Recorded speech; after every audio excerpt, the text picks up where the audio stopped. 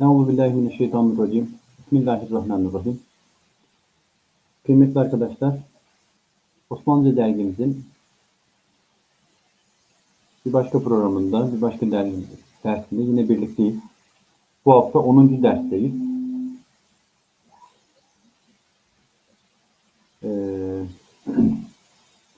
9 hafta yani 9 derste matbu elif varması bitirdik. Şuradan ben göstereyim tekraren. Her ders gösterdiğimiz gibi şöyle. Matbu elif varması baştan sona bitirmiş olduk. Bugün el yazısına başlayacağız. Rika'ya başlayacağız.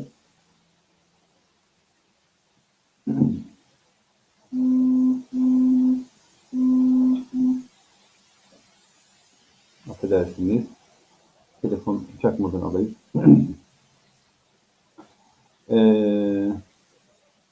Onu da yine seste herhangi bir problem var mı? Bir yazar mısınız size zahmet?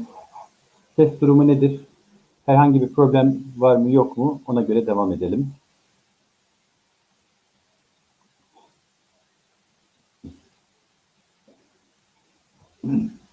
Teşekkür ederim Mehmet Bey. Yine her hafta olduğu gibi hazır kitap buradasınız.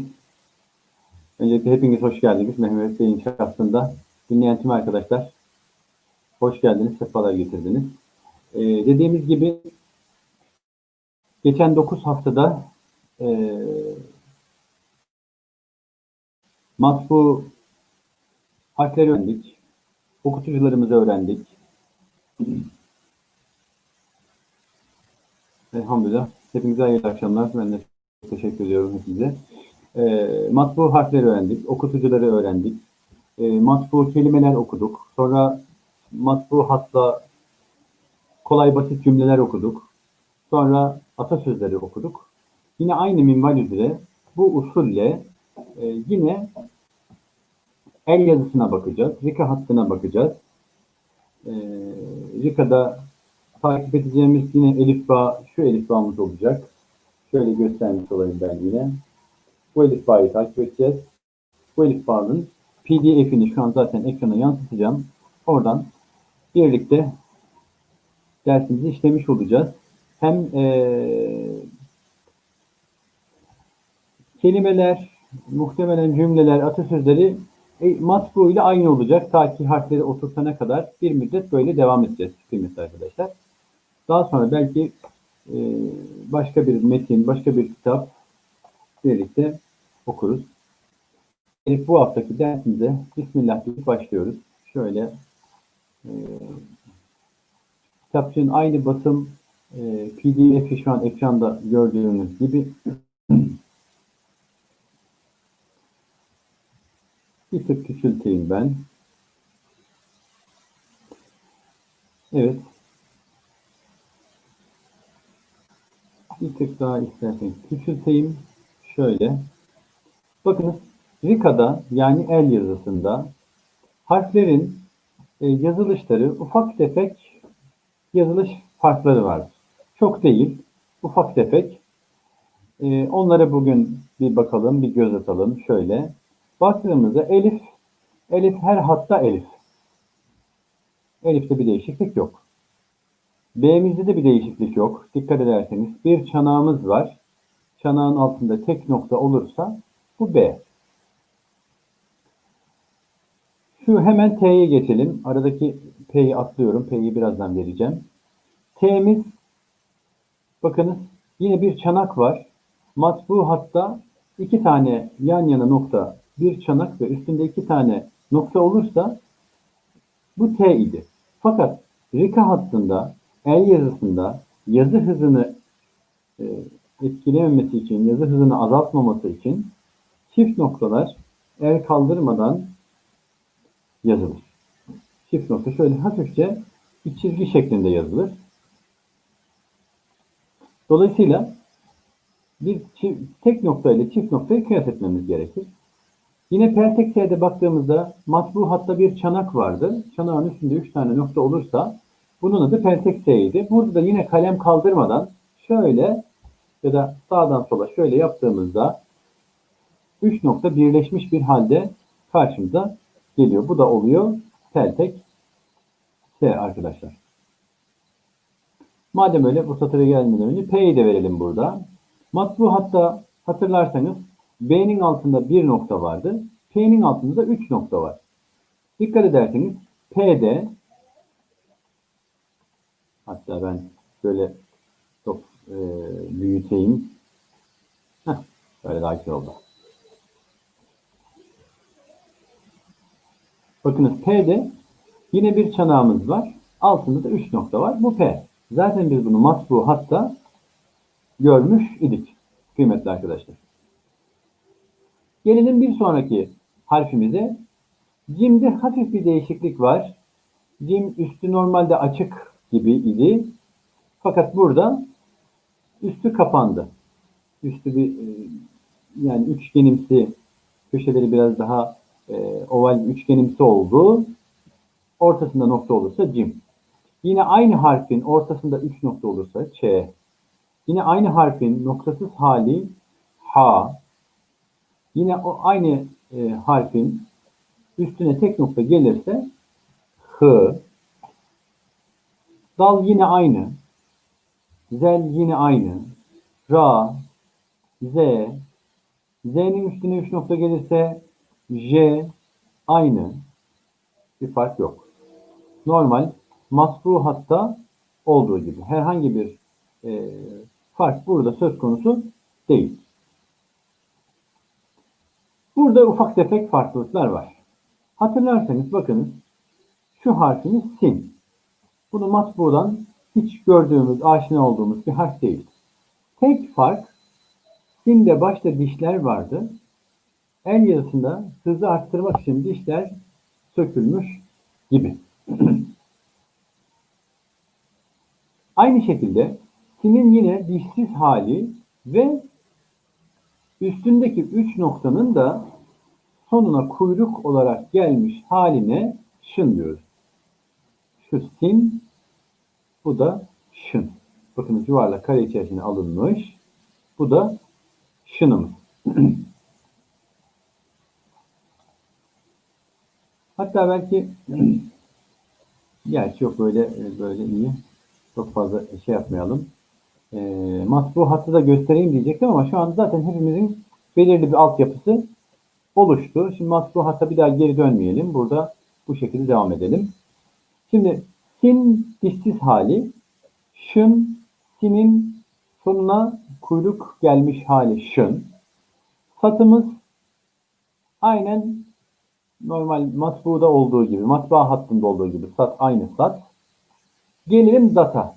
Dat da yine aynı şın gibi üstündeki nokta sonuna kuyruk şeklinde gelmiş. Bunu gördüğümüzde dat diyeceğiz.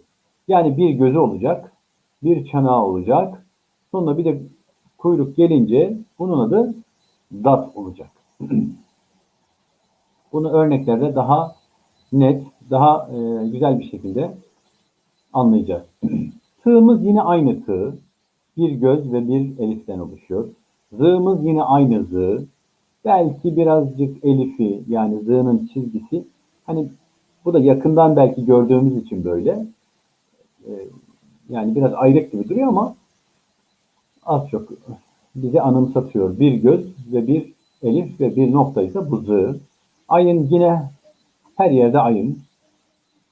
Rayın da aynı şekilde her yerde rayın arkadaşlar. T'miz de aynı şekilde. Kafımızda bir değişiklik var bakınız. Normalde böyle kaf yazılır. Üstüne de 2 nokta koyardık.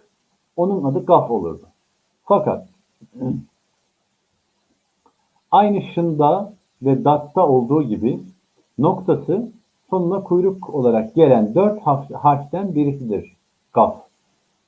Bu noktası sonuna kuyruk olarak gelen 4 harf nedir? Şın,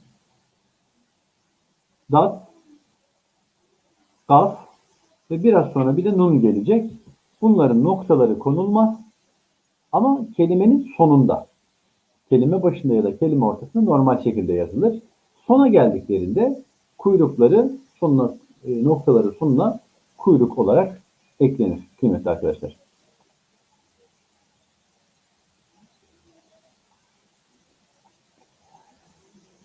Bununla birlikte kafamızı gördükten sonra kef. Kefimiz birazcık belki değişik gelebilir size. İçindeki o hemzeye benzer şey yine kalem kaldırılmadan yazıldığı için kef bu halde. Kefin yine üstüne çift çizgi gelirse gef olur ya da yumuşak G olur demiştik. Kefin üstüne 3 nokta gelirse sağır nun, nazal ne, şu yeşille yazılan yer, nazal ne, kafi nuni ya da sağır nun şeklinde isimlendiriliyor diye görmüştük. Lam yine lam. Lam her yerde aynı lam. Mim yine her yerde mim. Bakınız. Biraz önce dediğimiz gibi noktası sonuna kuyruk olarak gelen bir diğer harfimiz ise arkadaşlar nun. Noktası sonuna kuyruk olarak gelen bir diğer harfimiz, bir dördüncü harfimiz de nun. Diğer üçü neydi? Şın, dat, gaf ve bir dördüncü harfimiz de nun. Bir çanak ve noktası sonuna kuyruk olarak geliyor. Bu da yine kelimenin sonunda gelir. Ortada ya da başta gelmez. Bunu da başta söylemiş olalım. Sonra vav, sonra he, bakınız, sonra ye. Bunlar zaten bizim bildiğimiz, uyguladığımız, gördüğümüz, okuduğumuz harfler. Bunlarda bir değişiklik yok. Şöyle bir tekrar gözden geçirecek olursak, bir tık sürtecek olursak, altta da özetlemiş zaten. Bakınız, yuvarlak içerisine alan, yani yukarıda yuvarlak içerisine alan şu 4 harf, şınımız, datımız, kaf ve nun harfleri, noktaları sonlarına el yazısında, bakın aşağıda kırmızı renkte göstermiş. Kuyruk şeklinde gösterilir. Bu şekilde okuyacağız bunu kıymetli arkadaşlar. Buraya kadar anladığımız demeyelim de anlamadığımız herhangi bir şey varsa yoruma yazabiliriz. Gayet açık diye düşünüyorum. Böyle ben kabaca bir bakacak olursak yine harflerin genel haline bakınız. Çok zor değil. Harfleri tanıyan birisi için el yazısıyla matbu hattı ayırmak o kadar da zor olmasa gerek. Bakınız şöyle bakacak olursak bir P var. Kalem kaldırmadan noktası yazılan. Peşinden T var. Bakınız yine kalem kaldırmadan noktası yazılan. Peltek T'nin kalem kaldırılmadan noktası yazılıyor. Bakınız cim, ç, ha ve h'lar birazcık hani matbudan azıcık. Matbuda bunların başları ayrıdır. Burada bir yuvarlak, kapalı bir yuvarlak, üçgenimsi bir yuvarlak oluşturuyor demiştik. Diğer harfler zaten bildiğimiz, gördüğümüz, okuyabildiğimiz harfler kıymetli arkadaşlar. Gelelim yine her zamanki gibi şöyle eliften başlayalım. Ne demiştik biz? Elif bir harfin önüne gelirse A okutur. Elif bir harfin önüne gelirse ona A sesi verir. Elif bir harfin önüne gelirse ona A sesi verir. İlk kuralımız buydu. Burayı okumadan önce bugün ilk defa derse katılan, Osmanlıca'ya ilk defa başlayacak olan var mı acaba? Yoruma yazabilir mi? Yoksa yine devam edelim. O bir taraftan yaza dursun varsa biz yine kelimelerimizi okumaya başlayalım. Bakınız birinci cümlemiz, birinci kelimemiz B elif, B elif. Elifler kırmızı yazılmış. Elif bir harfin soluna geldiğinde, bir harfin önüne geldiğinde ona A sesi okutuyor idi. Dolayısıyla burası ba, ba oluyor. Şöyle diyelim, seçilmiş renkli kısımdan sonraki kısmı okuyoruz. Mim elif, sat elif. Tamam, biraz hızlanabiliriz. Mim elif, sat elif. Masa. Dal elif, he elif. Daha. Yine bakınız altta 3 nokta. P elif. Ne demiştik? S'nin noktaları ve şunun noktaları el yazısında olmaz. Bakınız bu düz, şurası okuyacağımız yer. P elif, şun elif. Pa, şa. Sonra Y elif, Y elif. Ya, ya. Evet. İlk satır okuduktan sonra ikinci satırı 2, 4, 5 tane kelime var ikinci satırımızda. Bu 5 kelimeyi yoruma yazar mısınız? Okuyabiliyor musunuz? En azından bir 15 dakikadır ben konuşuyorum. Siz de biraz zihin jimnastiği yapmış olursunuz. Tek tek değil de hepsini tek mesajda yazarsanız.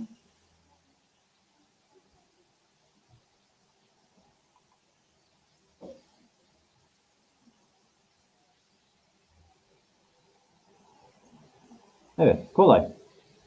Yani matbuyu okuyan birisi için çok çok çok kolay bu Rika'yı okuyabilmek diye görüyoruz. Evet, hızlıca okuyorum. Çok güzel.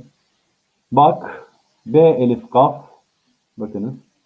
Şurayı okuyoruz. B elif kaf. Bak. Baktan sonraki yer Y elif P. Yap.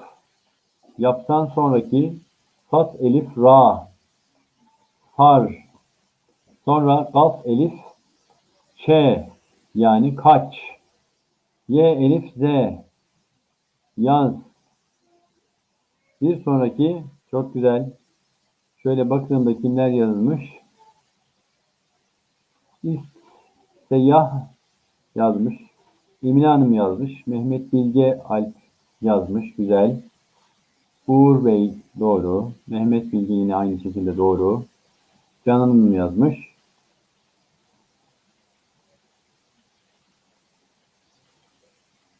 Evet. Güzel. Bir alt satır yani üçüncü satır okuyacak olursak K biraz diğerlerinden azıcık farklı gibiydi. Hatırlarsanız öyle demiştik. Ç elif Y. Elif A okutacak. Ç ile başlayan, Y ile biten, ortada A sesi olan bir kelime. Çay. Güzel. Yine bu sefer Ç değil de C gelecek. İkinci kelimemiz. Üçüncü satırın ikinci kelimesi. Cim elif mim. Mim ile bitecek. C ile başlayacak. Ortada A sesi var. Cam. Güzel. Şın elif lam. Ş ile başlayacak. Elif olacak. A sesi olacak içinde. Lamla bitecek. Şal. Y elif Y. Y ile başlayan, Y ile biten, ortada A sesi olan yay. Yine Ç elif mim. Ç ile başlayacak, M ile bitecek. Ortada da A sesini veren bir elif var. Olacak çam. Diyerek ilk üç satırımızı bu şekilde hızlıca okumuş olduk. Gelelim bir diğer satırdaki kelimelerimize. Bakınız. İlk satırı, ilk kelimesi yazabilirsiniz. Buyurun. Mim, elif, sat, elif, lam. Mim, elif, sat, elif, lam. Çok güzel. Masal. Değil mi? Masal.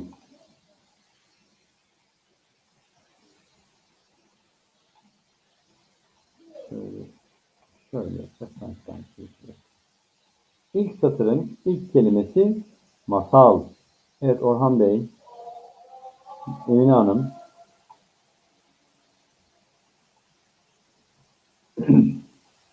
Masal. Sonra P elif, Z elif, Ra. Pazar. P elif, Ra, Z elif ve Ra. Pazar. Çok güzel. Hidayet 2020. Çok güzel. Evet, evet, evet Emine Hanım. Seyyah. Çok güzel. Kazan. Pazar. Kazan. Sonra Ç, elif, kaf, elif, lam. Çakal. Evet. Çok güzel. Çakal.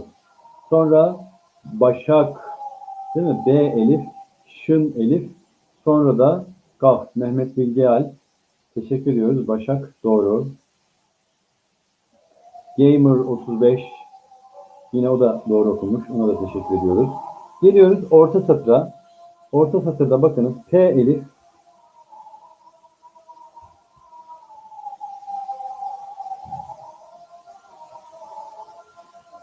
ortada P elif, ra, mim elif, kaf. Parmak. Değil mi? Çok güzel Orhan Bey. Evet Canan Hanım. Teşekkür ediyoruz. Tabii hızlarımız farklı olduğu için yani özür diliyorum. Herkese aynı hızla gidemeyiz. Bazıları çok hızlı yazabiliyor. Onlar biraz diğer arkadaşlar için azıcık yavaşlayacaklar. Yavaş arkadaşlar da birazcık hızlanıp hızlı arkadaşlara ayak uydurmaya çalışacaklar. Onun için yani hızı dengelemeye çalışıyoruz. Kusura bakmayın çok fazla hızlanamıyorum. Çok da yavaşlayamıyorum. Bu hızla gidiyorum. Özür dileyerek devam ediyoruz. Parmak, kartal, değil mi? Çok güzel. Hidayet 2020. Teşekkür ediyoruz. Kartal, Orhan Bey de Kartal'ı doğru yazmış. Mehmet Bilgi de doğru yazmış. Kartal'dan sonraki bakınız Y elif. Orada bir P var. Tam böyle sayfanın ortasında. İkinci satırın üçüncü kelimesi. Bakınız onu hatta şöyle renkli yapayım. Renk yapamıyorum. Kartal'dan sonraki diyeyim dur. Kartal'dan sonraki. Yaprak. Değil mi? Teşekkürler. Kimler yapmış? Oo, millet hızlı. Millet bayağı hızlı. Yaprak. Bakınız yapraktan sonraki. Evet Orhan Bey yaprak. Hidayet Bey yaprak. Evet. Muhtemelen yukarıda yazılmıştı da ben şimdi mesele aşağıya doğru indiği için. Bardak. Evet çok güzel. Sonra çakmak. Evet harika. Çakmaktan sonra evet bir en alt satır diyelim. Yani üçüncü satıra baktığımızda sayfamızdaki üçüncü satır ne oluyor?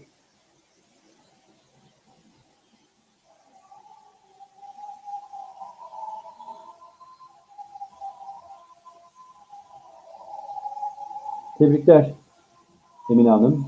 Teşekkür ediyoruz. Seyyah, Seyyah kardeş de doğru yapmış. Canan Hanım da doğru. Sandal. Çok güzel. Sandaldan sonraki. Üçüncü satırın ikinci kelimesi. Evet. Sandal, kas, nak. Değil mi? Kaf elif, sat, nun var orada. Ve kaf. Bakınız kaf noktası sonuna kuyruk olarak gelmiş. Kasnak. Kasnakta dikkat edeceğimiz bir şeydi arkadaşlar. Bunu olur ki yazarız. Yazarken dikkat edeceğimiz bir husus şudur ki sat bir göz ve bir dişten oluşur. Sat bir göz ve bir dişten oluşur.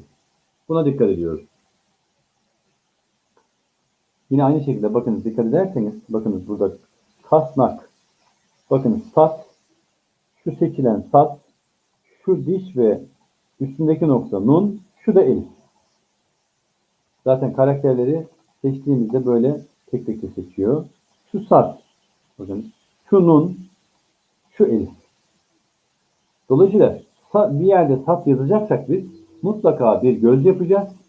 Yanına da bakın şurada sağlamda olduğu gibi bir de diş koymamız gerek. Sat dişsiz olmaz. Bakınız masalda da aynı şekilde. Sat yapıyorsak mutlaka yanına bir göz ve bir diş olacak. Sat bir göz ve bir dişten oluşur. Eğer müstakil bir satsa bir göz ve bir çanaktan oluşur. Yukarıda görmüş gibi. Evet. Sırada kasnaktan sonra zor kelimeler olsun. Olacak. Zamanla yavaş yavaş gidiyoruz. Kasnak. Kasnaktan sonra sağlam. Evet. Kaynak. Bakıyorum kaynak. Kaynak kim yazmış? Mehmet Duran Bey kaynak yazmış. Çok kolay. Osmanlıca dergimizi takip ederseniz seviyenize uygun metinleri, cümleleri daha kolay bulabilirsiniz. Osmanlıca Eğitim Dergisi biliyorsunuz Türkiye'de ilk ve sahasında tek. Bu cihette bunu takip edebilirsiniz. Biz şu an basitle başladık, basit devam ediyoruz. İleriki zaten salı, çarşamba, perşembe, cuma günkü diğer hoca arkadaşlarımız onlar daha ağır metinleri okutuyorlar. Eğer bu size çok kolay geliyorsa onları da takip edebilirsiniz. Bizi de takip etmeyi unutmayın. Dedikten sonra sağlam. Şurada kaldık. Sağlamdayız. Yine arada şu bilgiyi vereyim. Noktada her bir harfin harf karakteri üzerinde bir karşılığı olması gerekir kıymetli arkadaşlar. Yani ben herhangi bir yerde bir nokta görürsem bunun adı nundur diyemem. Ya da metnin altında mesela sağlamdan sonraki kelimeye bakacak olursak kaynak. Bakınız kaynak kelimesinde gaf ve elif var. Sonra y, nun, elif var değil mi? Y, nun, elif. Bakın y bir dişten ve altında iki noktadan oluşur. Sonraki nun o da bir diş üstünde bir noktadan oluşur. Yani şurası nundur. Pardon. Heh. Diş ve nokta birlikte nundur. Ya da ondan bir öncesi. Diş ve altta iki nokta y'dir. İkisi birdir. Yani iki nokta gördüm bu y diyemem. O y'nin harf karakteri üzerinde bir karşılığı, bir diş karşılığı olması gerekir. Buna dikkat edelim. Çıkartamadığımız yerlerde o diş sayısından ve noktadan çıkartabiliriz. Yani şu kasnakta olduğu gibi. Kasnak kelimesinin bakınız şu sat, nun, elif birleşimine bakarsak orada iki tane diş var. O zaman iki tane nokta olması lazım. Ya üstte ya altta. Ha bakıyoruz sağ tarafa bir göz olduğu için dişin bir tanesi sata ait diyoruz. İkinci diş nuna aittir diyoruz. Dolayısıyla her bir noktanın harf karakteri üzerinde de bir karşılığı olması gerekiyor. Buna dikkat ediyoruz. En son kelimemizde bayrak. Bakınız B elif. Y'miz var şurada. Onu tek seçebilirsek seçtirirsek hadi bilgisayar. PDF'de seçtirmiyor. Y ve Ra birleşimi böyle. Y ve Ra. Yani noktalı bir harf ve Ra olursa birleşim bu şekilde.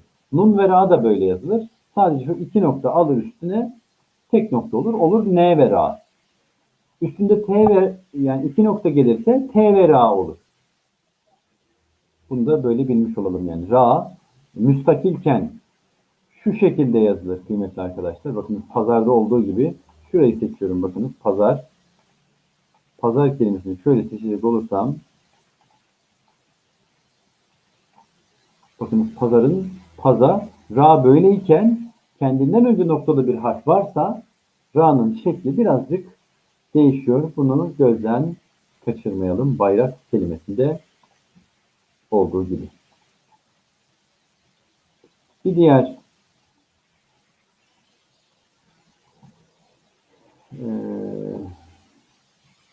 satsa geçelim. Başla. Sakın ona buna başal gibi bir şey demeyelim. Şunun önündeki elif değil. Elif kendinden sonraki harfe birleşmez. En alt satırı okuyoruz. En alt satırın ilk kelimesini okuyoruz. Başal, başala değil. Başla. Şın lamla birleşmiş. Lamdan sonra da elif gelmiş. Başla. Evet. Bir sonraki güzel. Teşekkür ediyoruz Seyyah Bey. Sakla. Değil mi? Sakla. Evet. Yine sakladan sonraki saklamız şurası. Kıymetli arkadaşlar. Sakla. Sonra Y, elif, P, mim ve elif. Yapma. Nuran Hanım, Mehmet Bey. Evet, güzel. Emine Hanım. Teşekkür ediyoruz. Canan Hanım aynı şekilde. Bak sakladan sonra seçtiğimiz yer sakla. Sakladan sonraki kelimeyi okuyoruz. Y, elif, P, mim, elif. Yapma. Aynı şekilde bu mantık bir sonraki Ş, elif, T, mim ve elif. Evet, güzel. Çatma. Çatma kurban olayım derken ki çatma böyle yazılıyor. Evet. Canan Hanım, Nuran Hanım, başka Gamer 35, Seyyah aynı şekilde doğru yapmışlar. Teşekkür ediyoruz. En son kelimemiz de kaçma. Dedikten sonra bir diğer satıra geçiyoruz. Elif harfi üzerine med işareti gelir ise, elif harfi üzerine med işareti gelirse, matbuda ne demiştik? Bu dalgalı bir işaret olduğu için dalgaların iki tane A var. Hani kodlayacak olursak A sesi verir. Çok güzel. A sesi. Evet. Elif harfi üzerine met işareti konursa A okunur. A okunur. A okutur. Çok güzel. İlk kelimemiz zaten arkadaşlar yazdılar. Teşekkür ediyoruz. At. Osmanlıca'da kelimeleri okurken bir tüyo vereyim kıymetli arkadaşlar. İlk kelimeye bakıyor, ilk harfe bakıyoruz. Mutlaka o harfle başlar o kelime. Sonra son harfe bakıyoruz. Okutucu harflerden biri değilse, herhangi okutucu 4 harften başka bir harfle bitiyorsa onunla da o kelime bitecektir. Arada da okutucu olmayan harflere ses vereceğiz.